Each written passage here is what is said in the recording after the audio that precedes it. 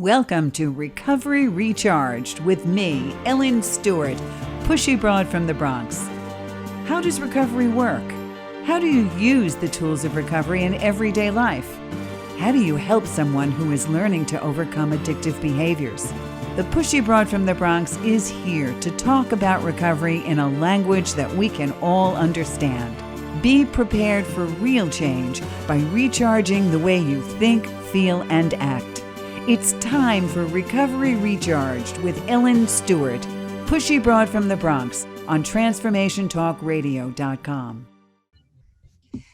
Good afternoon and good morning, West Coast. This is Ellen Stewart, Pushy Broad from the Bronx, on my brand new premiere show, Recovery Recharged, with the illustrious Dr. Pat. Yeah, I'm Dr. Pat. I'm right here sitting in a co-pilot seat, ready to just fire it up. Okay, we're ready to go. Thanks so much for joining us today. I have a very special guest today on our Recovery Recharge show. First of all, the show is called Recovery and the Celebrity Spotlight. So that should really give you a good idea of what's coming next. I have the honor and privilege of presenting to you the Emmy-nominated actor Michael O'Leary. And Michael O'Leary you will recognize as a veteran actor for his 26-year starring role as Dr. Rick Bauer on the U.S. soap opera Guiding Light. Dr. Pat, did you know it was the longest running show in broadcast history? You know, I didn't know it was the longest, but I got to tell you, I know it was like long. But trust me, I like as somebody that knows a little bit about those shows, yeah, just a little. It's like the Forever Show is what I used to call it. Michael, the first episode was in 1937. That's correct. Yeah. Wow. Yes, but I know you weren't there that long. No. I was just going to say, Michael, you look really good. Oh, thank you. Thank you. He ages well.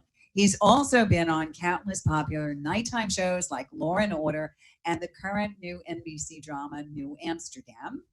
He's also appeared on the web series Venice, which is a soap opera series now in its 5th and final season. He completed a co-starring role in an upcoming motion picture called The Glorious Resurrection of Claire Owens. And that's a film written by Joseph Craig and directed by Craig and Frank Mahzari. And currently, his award-winning writing and producing credits include Steamboat, the web series on Roku, which was nominated for 12 Indie Awards, and most currently, his award-winning play that deals with recovery called Breathing Under Dirt, with internationally acclaimed director Larry Moss, which we're going to talk about a little later today. Michael, welcome to Recovery Recharged. How are you? Thank you, Ellen. Boy, this has been kind of an emotional morning for me because I decided to go public with my recovery on Facebook this morning, and I contacted my two daughters just to give them a heads up, just to let them know that we're going to talk about this today. But I just felt like the time is right because, for those who are out there, struggling with substance abuse issues, I'm like living proof, I guess, that, you don't have to live that way anymore. And my life has really changed as a result of not drinking a day at a time. When did you first realize that there was a problem? Oh, boy. I always believed that I was an alcoholic before the alcohol took over me. And that, for somebody who doesn't drink, you may scratch your head and say, what do you mean by that? But yeah. I've always been restless and irritable and discontent. And for me, I was the beer drinker. I didn't drink a lot of beer when I was growing up as a kid. But when I drank a lot of it, and I got drunk.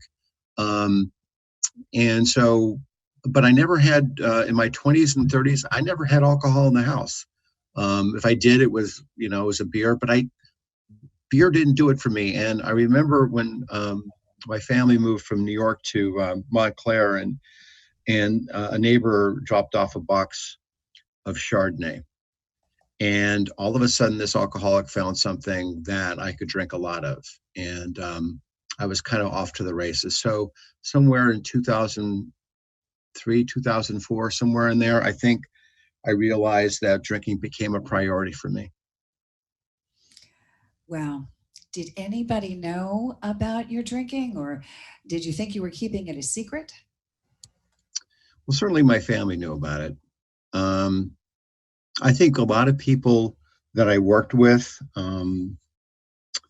people that I worked with on Guiding Light, may have been surprised, but I remember one of the head writers for the show said to me, in my early sobriety, I said, did you know that I was a drunk? And she said, Michael, you changed from being the happy, funny Michael to the sloppy drunk Michael. Mm.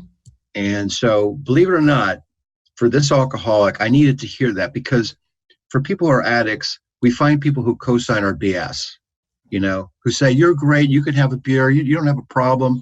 And then for me to hear somebody who was a friend of mine who wrote the show say, no, you are a sloppy drunk.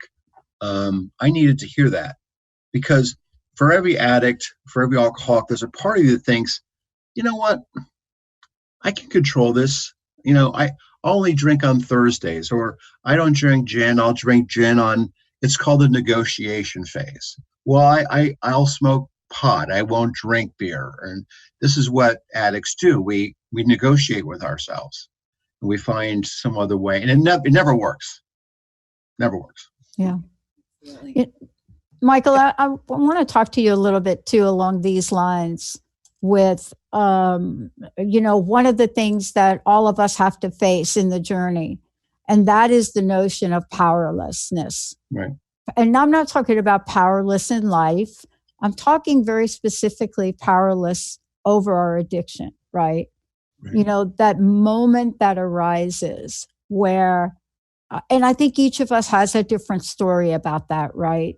But there's a moment by which you are so far down the scale, people call it a bottom, that the only thing you could do is admit you're powerless.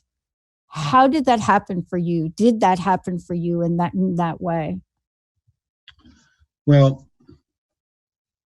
you raised, the first step of the 12 steps is I'm powerless over alcohol. My life has become unmanageable. So, and I'll include myself in this. I realized when I started to have a problem, I could say my life's unmanageable, but am I really powerless over alcohol? And that's why I think only 6 or 7% of people get sober, because for Americans, specifically Americans, who say that they're powerless over anything is an oxymoron. How can I be powerless over anything? It goes against everything that we are taught. We're ambitious. We're well educated. In fact, I will say this caveat: the smarter you are, the harder you will get to be sober. By the way, that's true. Okay. My minister who talked to me, he helped me with my early recovery. He said the two caveats, the two biggest impediments for people getting sober are people who are really, really smart and people who've got a lot of money. So for men, if you have your job and you're so-called functioning alcoholic, you can glide along until most men won't stop drinking until they lose their job, till they're in jail, until they lose everything. So back to your question, for me, when did I realize I was powerless? Just when it became a priority for me over everything, including my family. Oh, yeah. There's 3 phases of drinking. It's fun with problems, and then it's just problems. Yeah. And so we understand that what am I doing at a bar at 4:30 in the afternoon?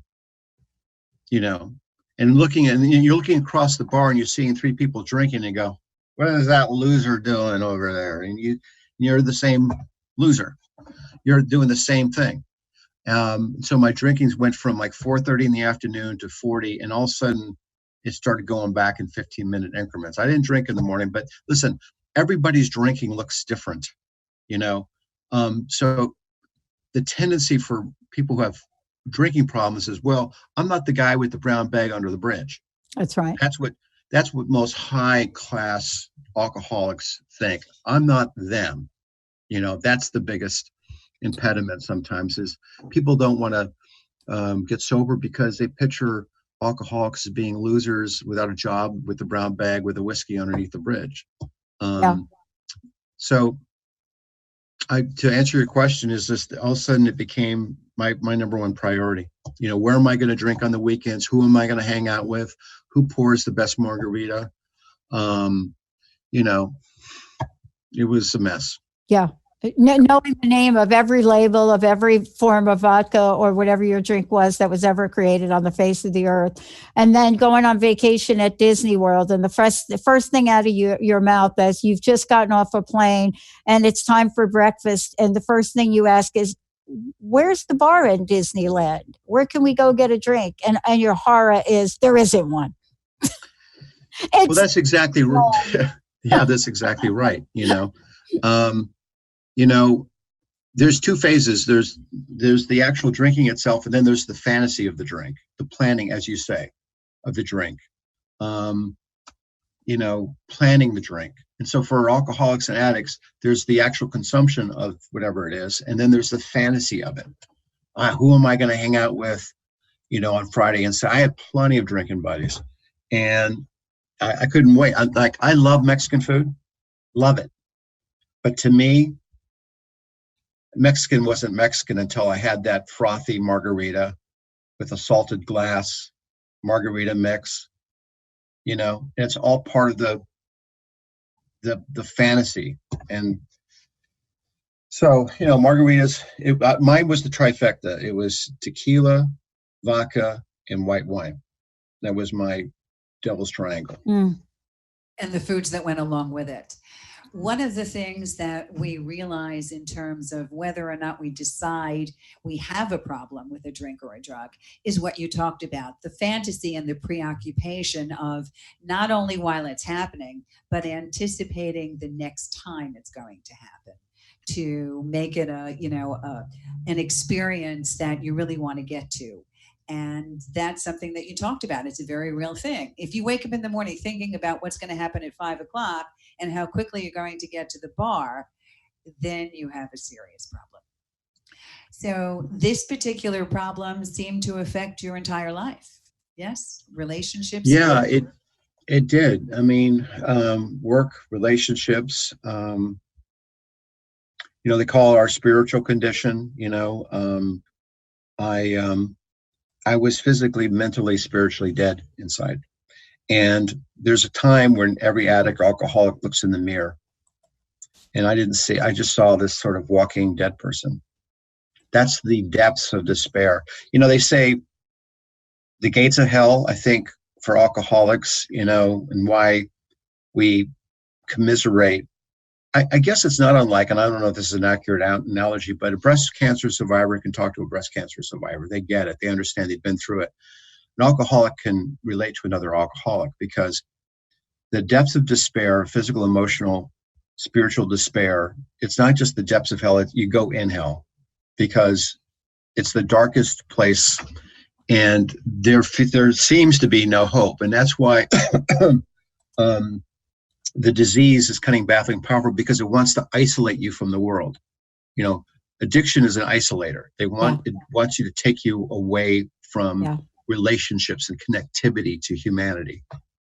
Yeah. Isn't this the great illusion as well? Because in the middle of our addiction, the great illusion is that it connects us.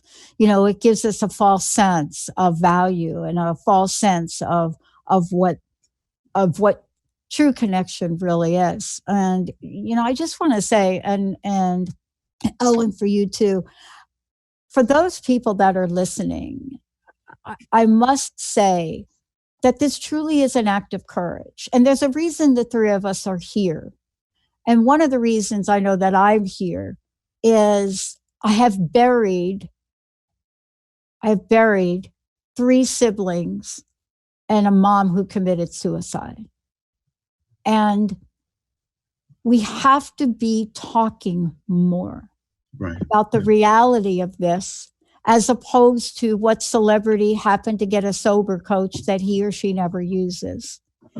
And I want to say to you, you know, this is going to help so many people, right, Ellen?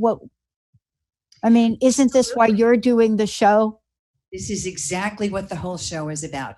This is a show of no more secrets.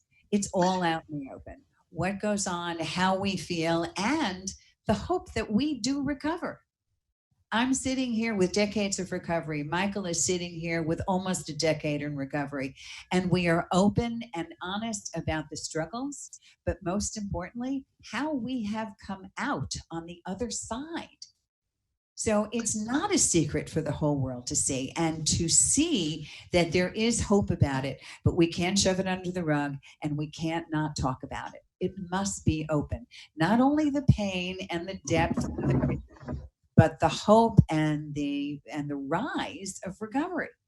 And that's the most important thing. The people will say to me, "Oh, Michael, you got 7 years of sobriety. Congratulations. That's amazing." And I say to them, "No, my alcoholic, petulant, narcissistic child is in a timeout today." Yeah. So we call this thing, and it's called our ego. And I hear in the rooms, people will say, you know, alcoholics are egomaniacs with inferiority complex. And it's really true. Our biggest enemy, I think, in sobriety is our ego. You know, we want to run the show. We want to be the producer, director of our own life. And so back to Dr. Pat, your original question about this word surrender. So you go in and you say, okay, I don't know what this thing is, but if I can't have one glass, you know, I can't have one glass of Chardonnay. I have to drink the whole bottle and then something else after that. I can't drink like a normal person. You know, my brother-in-law has a peanut allergy. He can't have peanut butter. Okay, so I have an allergy to alcohol. I cannot pick up a glass of alcohol and drink normally. Now, my alcoholic self will say 6 months or a year from now, if I stop working my program, hey, I can have a wine spritzer. That wine it's got a spritzer in it. It's, you know, that's the way we think. Yeah. So, right. And it's actually beginning to change the way you think, feel, and act that keeps our recovery in remission. Talking with you about your admitting that you were powerless, and then moving on, I guess, to the next step of, in the 12 steps, it says, came to believe that a power greater than ourselves could restore us to sanity. What does that mean to you, Michael? How did that apply to you? wow. Well, I will tell you, and it's really true, that it takes a while. I mean, I remember looking at those steps on the wall, and I was 2 years in before I saw the word sanity. You're so beaten up. You're so jammed up. You're so full of shame. All these things are going on. You're hurting so bad that sometimes you're just showing up, and you're not hearing what everybody else is saying, but you're showing up. And I remember looking up and seeing that other step, restore us to sanity. So the opposite of sanity is insanity. And so that's what my life was. It was insane. I was doing insane things. We lie to ourselves. What's this saying? If you keep telling the same lie over and over again, it becomes our truth. Yeah. You become, I don't know, you just lie about everything. And that was me, unfortunately. Mm-hmm. But that's what you do. And the lies are all built around, you know, this, you know, I'm a fervent codependent, always trying to be a people pleaser. And people pleasing is like chasing a dog's tail. You know, at the end of the day, you're never going. It's a dead end street. So, you know, I'm an adult child of an alcoholic. So, you know, and maybe at some measure that's why I became an actor, is to get this sort of, you know, this fame, I guess, or this adulation. But somebody said to me, adulation's like eating cotton candy. It tastes great, but leaves your stomach empty. So it gets back to this true idea of what true intimacy and emotional, having a true emotional attachment and relationship. And you can't have that when you're drinking. And going into the rooms and understanding that there is something else, something other than yourself that will give you relief. For me personally, going from that insanity state to the possibility of sanity was like a great exhale. Like, oh, thank goodness. I don't have to be on this treadmill anymore. Was that the same for you? Yes. I was one of those alcoholics when alcohol was removed from my life. I didn't have withdrawals. That was probably a bad thing. I probably should have, because I thought, I don't feel so bad after all, But what started to happen was and I use the word bondage. You have this bondage relationship with this thing called alcohol. And all of a sudden, when you remove yourself from it, there is a sense of relief. You hear people a lot in early sobriety going, there's this thing called the pink cloud. Everything is wonderful. Everything is beautiful because they've been removed from this thing. All of a sudden, my acid reflux stopped, right? I stopped, my insomnia stopped. But the real life consequences did not stop. And that's the thing that starts to happen. And you go, okay, this is, sobriety is not the end all of, you still have these problems that you have to walk through in your life, but you do it with a sober mind. It's not a panacea where everything is wonderful and beautiful. But this is the way I describe it. There's despair and there's grief. I think when you're sober and you're in early sobriety, you should feel grief because you've hurt a lot of people. Despair is not having a program, not having any connectivity, not having a sober coach like you, Ellen, is not having a person to connect to. Sobriety is about connecting to another human being who's been through this or is an expert like you are, Ellen. I was always told that the opposite of addiction is community. You must have people around you to support you in terms of a recovery coach, in terms of meeting rooms, in terms of community people that are speaking your language, because we find it is a special language and something that that you learn as you go. Exactly. Yeah.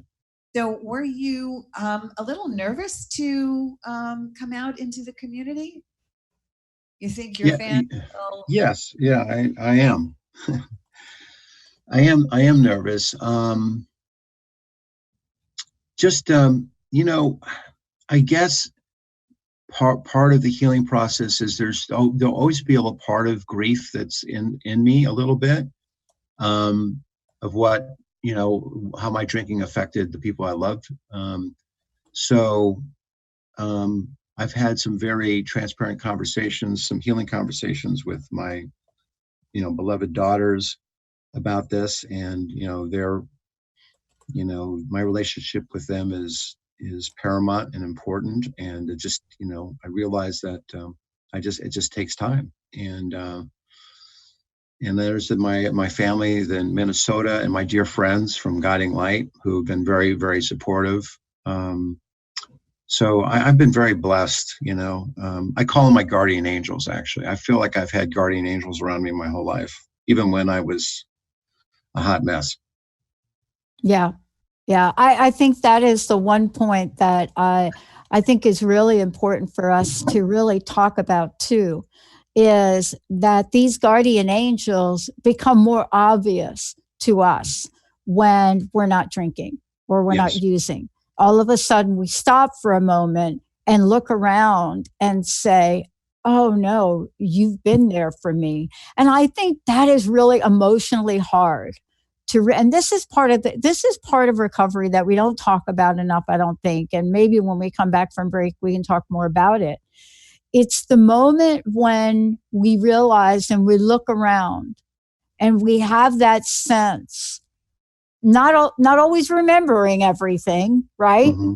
But we have that sense, wow, I did that to you.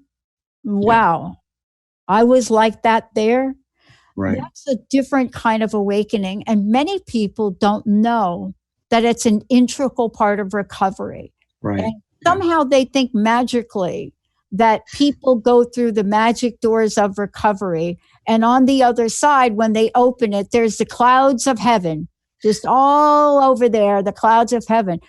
But what happens is we don't really talk enough about what happens to us as we change, both physically, emotionally, spiritually, and mentally, because that is what we do in recovery, isn't it? Isn't it, Ellen? Yeah.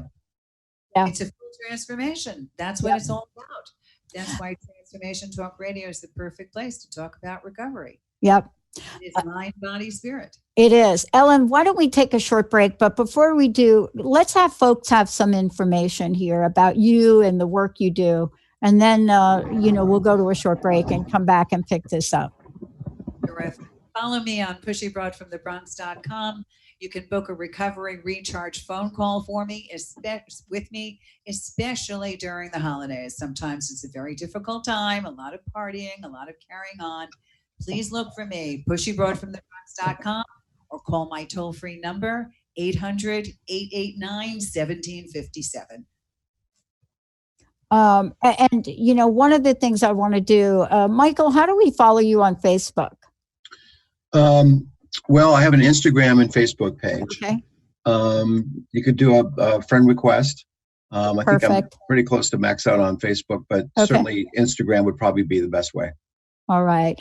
We're going to take a short break. When we come back, we're going to be looking at what does this mean?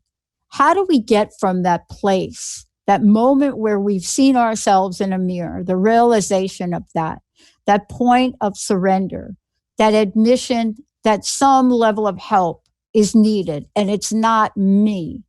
What do we do then? Is it possible to go from that place, those places that you don't want to think about some days, but you must face? Is it possible to come out the other side and truly step in to the brilliance of recovery? I'm going to let Ellen talk about that, and Michael, when we come back, everybody. Let's take a short break. We'll be right back. Welcome back, everybody. This is Recovery Recharge. I get to do this fabulous show with the most amazing Ellen Stewart, Pushy Broad from the Bronx. Today, Michael O'Leary is our very special guest. Ellen, before we dive back into this, I want to be very clear about the work that you do to help people, both folks in recovery and their families. Could you again say something about that and let folks know how to get a hold of you? Folks can get a hold of me easily by going to pushybroadfromthebronx.com. They can make a phone call with me and you're going to get me. I do work in family and parental support. I work with addicts coming out of treatment and alcoholics. I work with people that want to sustain their recovery. They may be in a relapse situation, or you have a family member that needs help and you do not know how to help them.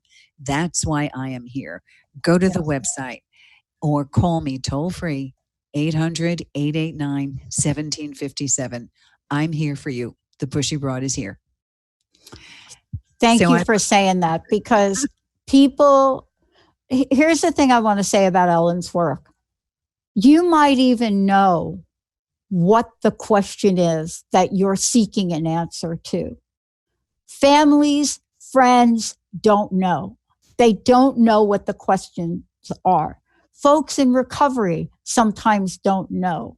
It could be something as a matter of you're getting ready to the holidays. You don't know how to get through it. And the reason I want to mention this, and Michael, I think it's great for you to talk about it, is this is a time when you are in recovery or you're with others in recovery. You don't know what you don't know.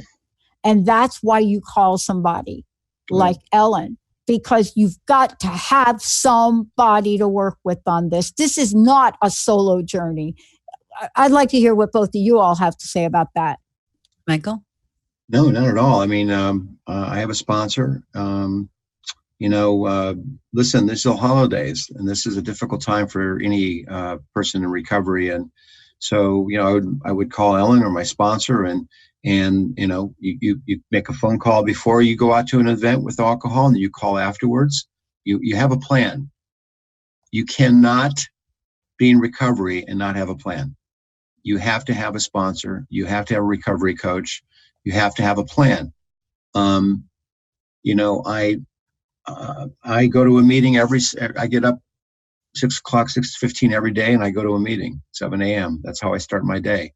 If I'm going to listen, I've been around a lot of alcohol recently that's been around, and I'll just remove myself. I'll just walk away if I feel uncomfortable. Now, I don't feel like drinking today, but at the same time, it's like I said, you go to a barber enough times, you're going to get a haircut. So I just don't go to, I don't hang out at bars. If I'm with a friend, I'll go to a bar. But I'm very, very careful. For example, I'm going to give you this one story. I'm going to a meeting about 2 months ago, and I'm driving along, and I hear this commercial for Heineken Zero, and I go, "Wow, Heineken Zero!" And they go, "You could drink this in the car and not get arrested by a police officer because there's zero alcohol in this." So what does this alcoholic do? I pull off to the side of the road and I start Googling Heineken Zero.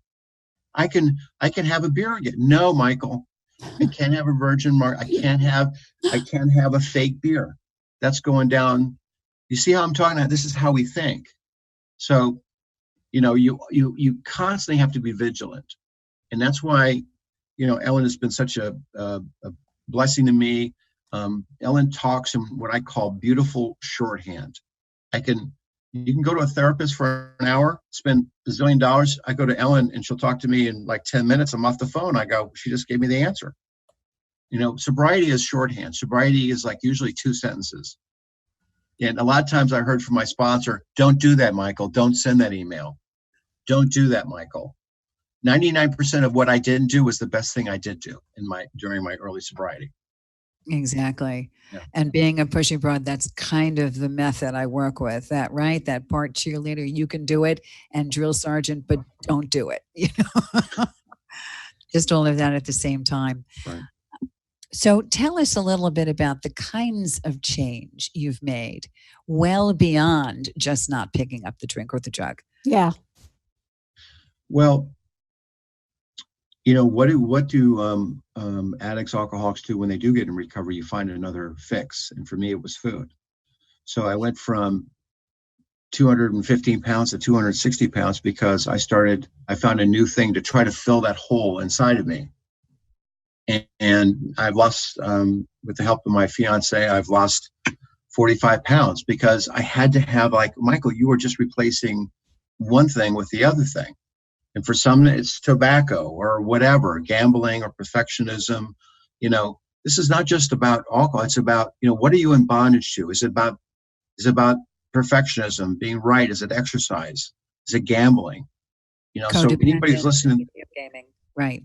Anybody's listening to the show today, it's like, well, I'm not, you know, I don't drink. It's like, okay, what is controlling your life? You know, Yeah. That's the question we have to ask ourselves every day. Yeah. You know, this is really interesting, but it's also really important what you said, because this is one of these this little thing here is so important that you just shared. And the reason it's important is because we don't talk enough about it, or the public doesn't get to hear about it. We talk about it, but the public doesn't get to hear about the multi levels, what I call the 50 shades of addiction, right? You know, because here you are, maybe let's say you get sober in New York like I did. Here you are. And the next thing you know, you're in Manhattan and you're thinking, oh, I think it's going to be a really good idea for me to go down the Village and hit every coffee cafe and have dessert like 5 times. And it doesn't dawn on you until somebody points out to you, you're transferring an urge. And I think that is so important today to talk about that, because I think we're seeing that continued search for comfort outside of ourselves.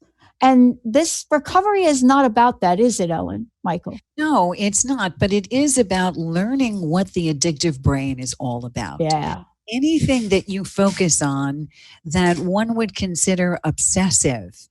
I could go down Fifth Avenue for Christmas and wind up in Bloomingdale's and spend everything I have just because. Or you can let your fingers do the walking and go online on Black Friday or Cyber Monday and lose your entire paycheck and maybe your mortgage money. That's just as serious a problem as whether or not you have an alcohol or drug addiction. So recovery coaching really is learning how to understand every single kind of addictive behavior. There are so many people that I work with that tell me, well, I can't relate to this. I mean, if somebody wants to stop drinking, let them just stop drinking. Or what are you doing drugs for? That's ridiculous. But there are so many other things that people get involved with that have those things rule their lives. And that comes from an addictive brain. And that's what a recovery coach does. Shows you how to temper that addictive brain and put it in remission. Yeah. That's what Yeah. And I think it's really important that we are talking about this to both of you, because I want to get back to, Michael, something you said, especially around this. If you have a coach and you have a program and you have a sponsor, boy, you have got to be committed to showing up. What is it? What is it in the big book that's also in the Bible? I never forgot this because it was also in The Walking Dead. Faith without works is dead. And I will tell you that for the first 10 years of going to meetings, I didn't read it that way. This is what happens to your brain. So I read it, faith without works is death. And that was good for somebody like me. But the point is, you've got to have the belief, but you got to do the work. Got to do the work. You got to work with other people. You got to do the things, one thing in front of the other, because in your perspective, Michael, and for you, Ellen, we can have an extraordinary life. And I think that's got to be the message too today, isn't it? Absolutely. We come forward and not only an extraordinary life, but a life that we have never experienced before. Yes. So it's a brand new life. But as quickly as we can hold on to it, it will disappear if we don't recharge it. And that's what recovery is all about. You have to practice because it has to be continual, because our addictive brain will catch up to us and always take us down. So Michael and I have been practicing Recovery Recharged for about 7 years now, on and off when you need me. And I know it's brought you into a whole new world. I'd like you to tell us a little bit about this award-winning play that is specifically about recovery and forgiveness and redemption. Right. Well, I remember I went to a coffee shop in the morning and I just wrote this monologue down. And I think, women are so good at journaling. And I don't know if I was actually thinking of writing a play, but I just wrote down this poem, actually, that was meant for my daughter. And then all of a sudden, this thing started coalescing into a play. And I realized that I really was writing this play because I wanted so much to be restored with my daughters and to be forgiven, and really the deep shame, which is the thing that keeps people out there, So all of a sudden, it started just becoming a healing process, starting to write this. And I got it. My friends from Guiding Light, if it wasn't for them, this play would never be where it was, specifically Beth Chamberlain, Grant Alexander, and Tina Sloan. I went to them with this 23-page play. I entered it in the Manhattan Repertory Contest. My dear friend said yes. We put the play up and it won first place as a one-act at Manhattan Repertory. And then shortly after that, we went to Maryland. Laura Shore was kind enough to sponsor it. It's a nonprofit theater group. We put the play up. It got an amazing review from a Washington, D.C. theater critic. And then shortly after that, I sent the play off to director Larry Moss, who is coach for Leonardo DiCaprio, Helen Hunt, Hilary Swank. He's considered one of the preeminent acting teachers, directors in the world. And I thought, well, all he could do is say no. So I hunted down his assistant. I sent the play out. A month later, I see no caller ID on my phone, and I think it's a creditor or something. And lo and behold, it's Larry Moss. And Larry said, I read your play. It's beautiful. How can I be a part of it? And lo and behold, 2 years later, working with Larry, we workshopped it. And about a month ago, he says it's ready. And actually, I'm talking to him at 4:00 today to see what the next steps are. Mm. So the name of the play is really about, and it's called Breathing Under Dirt, because in the play, the protagonist receives forgiveness from her mother, and she passes. And the burden of guilt and shame and forgiveness was lifted from her in life. So the point of the play is to reach forgiveness and reconciliation with the ones that we love while we're still alive. You know, I think in the South, or sometimes they say making peace. In the program, it's called Making Amends. But it's all about that process. And somebody like Ella, you have to kind of get some sobriety under your belt before that process actually happens, because no one wants to hear, I'm sorry, when you've hurt them so badly. No. You're sorry. You make your amend by not drinking a day at a time. That's how you get people to trust you again. So that's a snapshot of the play. And I'm just very grateful that, you know, we have a chance to be produced in New York. Oh, it's exciting. Yeah. It's very exciting. But, you know, also, too, your creative juices have returned in many ways. You know, your fortitude, your stamina, the ability to get things done, which sometimes is so difficult when you're under the influence. No matter how much one thinks they're a functioning alcoholic or a functioning addict or a functioning human being. But all of this was returned to you in so many ways. And on a personal level, how are your relationships now, Michael? Great. I mean, great. When I say great, they're improved. It's a process. I'm engaged to be married to this absolutely lovely lady who I met about a year and a half ago. Actually, I'm in my soon-to-be stepson's room here upstairs. So my relationships are amazing. My relationships with my friends are amazing. You know, I've made amends to them. You know, life is so rich. Like, how do you describe sobriety? Sobriety, it's like somebody says, you can taste food. The colors are brighter. You could sit still and be still and know that I am God. Mm-hmm. I can be still, and people say, what are you thinking about? I'm not thinking about anything. I have actually I had peace between my 2 ears now, you know, because I've done the work that the program asked me to do. So, you know, sobriety is awesome. It's my top priority. And, you know, drunks are selfish, but the irony about sobriety is you have to be selfish to keep it. You have to keep doing it or you lose it. Yeah.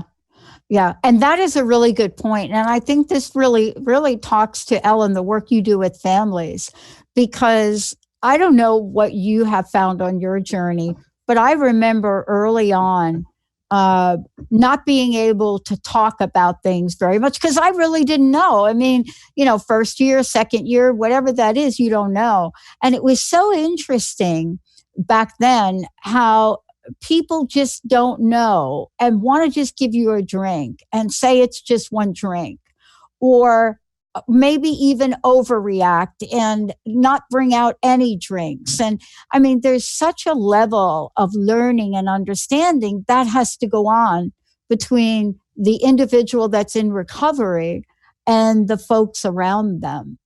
But in the end, what you're talking about is what the three of us are talking about. There is a rainbow with a pot of gold. There really is. There is, and it's a really good thing. We do develop a language, though, like Dr. Pat is saying, like Michael is saying, and it's extremely important that the people around us learn that language and they can identify with it. There are so many unanswered questions that people have, and it's so easy to talk to them in a way that really, truly can help them, which is why the family and parental support piece of recovery coaching is really essential for every single family member. It truly transforms lives. Yeah. Because it doesn't take our problem, let's say, as an active addict or an addict in recovery and separate us from the family. We want to bring the family in on it. We want to make it a together situation. And not only that, but it helps rebuild relationships between family members. Yeah. And it's the greatest gift of all. Yeah. Because there's always a rift. Yeah. I remember the first time I ever refused to go to a wedding, like a big wedding. And it was way number of years ago. But it was something that for me, it would have been the kiss of death for me because I was wedding crazy. I was almost like the Wedding Crasher movie, right? Where you find the weddings to go to because, and I remember the first time that I had to say, I'm going to go to the church, but I'm not going to be able to go to the reception. I think that's having those conversations is extremely difficult. And that's where the support and help comes in, because that's not the only conversation, Ellen, Michael. There are thousands of those conversations, which we've never had to have, and we do now. Yes.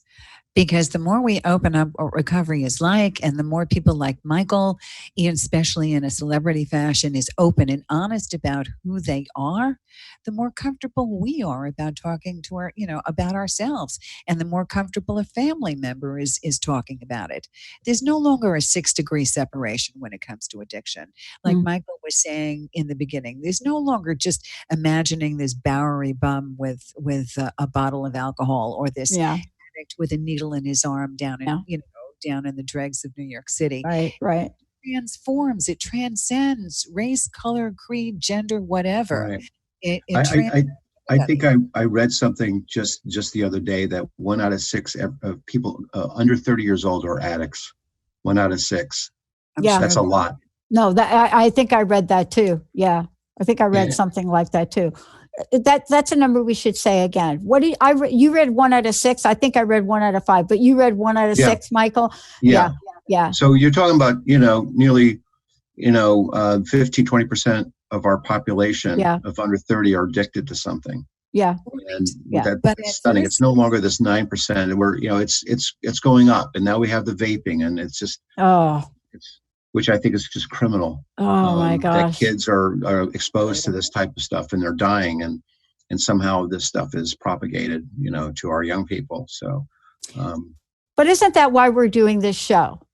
I mean, isn't that one of the reasons why, Ellen, you're doing this show? This is something where you said we've got to talk about it. And Michael, for you to come on today and talk about it, and for me to talk about it, for the three of us to talk about it. We have seen some things where people do not have the hope and support you're offering, Ellen. We've seen what happens. I've seen what happens. I've seen women walk into a meeting with a gun and end their lives because they just don't know how to connect the dots. And I'm not sure, Ellen, I know you've been doing this a long time, but I'm not sure that you know how valuable what you do really is right now, and the way you do it. And Michael, you speaking out and knowing what Ellen does. We cannot say enough about the work you do. And I know you're passionate about it, but it's not even optional anymore. It's an ultimatum for living, isn't it? It is. It has to be a constant. To be loud and proud and counted. On the other side, of course, there's 1 out of 6 of us that are still suffering, but there is 27 million of us in recovery in the globe. Why aren't we talking about that? If we look to positive outcomes and talk about recovery with pride and passion, people want to go there. People want It's truly, if I were to say people who know me, who watch the show, who are just listening today, who are suffering or in pain, and I would say the same thing my sponsor says to me, is that you don't have to feel this way anymore. There's no reason to feel shame. There's millions of people just like you who are feeling the same thing, most of which will not make the phone call to somebody. We all know somebody who knows somebody who's an alcoholic. So it's really about picking up the phone. This phone for us, for people who are addicted, is like an anvil. And that's what I did in early sobriety. I picked this phone up, and I have probably 30 men's names on this phone, and I call. And every time I call, they always say, "Thank you for calling, Michael." And it's not BS. They really, I help. It's the reciprocation of the program. We help each other that way. And oddly enough, ironically, people who don't get it help me too. Yeah. It's just a reminder that, the people that don't get it don't get to that very first step, which you and I and the three of us go, why won't they do it? But that's the cunning, baffling, powerful part of this disease. Yes, it is. Yes, it is. Yes, there is. And now there is wonderful help available. And I cannot thank you enough, Michael, for Thank you, Michael. sharing with us today and for working a strong program with me over the years and sustaining a wonderful life in recovery. And congratulations on all of your successes and accomplishments. And I know continuing to recharge your recovery, those things will continue. One day Pat, at a time. Pat, thank you, Pat, Dr. Pat, for providing this vehicle for people.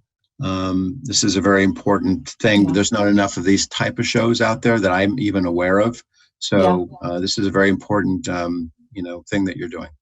In the spirit of somebody that helped me, was sort of an outcast, somebody that had to step away, that decided to talk about this on television, that became iconic for me in my journey, Marty Mann.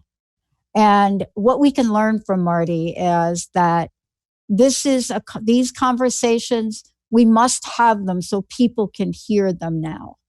And I think that's what we're doing. I want to thank you for doing that, Ellen, for you to do that. Please provide information one more time. Thank you so much. Thank you, everyone. This is Ellen Stewart, Pushy Broad from the Bronx. I am an empowerment coach and a recovery coach.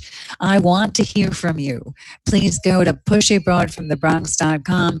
Call me toll free at 800-889-1757. I am there to help you. I'm there to help families get your recovery recharged with Pushy Broad from the Bronx. Thank you.